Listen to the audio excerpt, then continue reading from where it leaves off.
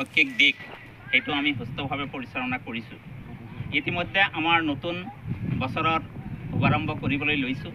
এই নতুন বছৰত আমি যাতে কালাপানী উচ্চতৰ মাধ্যমিক বিদ্যালয়ত অধ্যক্ষ প্ৰমুখে আমি শিক্ষকসকলে আমাৰ শৈক্ষিক পৰিৱেশ উন্নত কৰাৰ কাৰণে যাতে আমি দায়িত্ব ল'ব পাৰোঁ।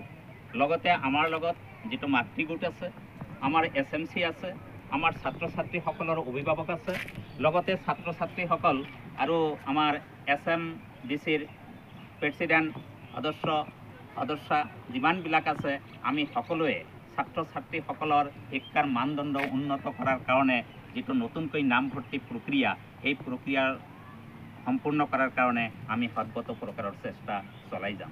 লগতে যিবিলাক ছাত্ৰ ছাত্ৰী আমাৰ ড্ৰপ আউট লিষ্টত আছে, তেখেতসকলকো আমি এই শৈক্ষিক দিশত আগুৱাই অনাৰ কাৰণে আমি প্ৰতিটো ঘৰে ঘৰে গৈ সেই ছাত্ৰ ছাত্ৰীসকলৰ অভিভাৱকৰ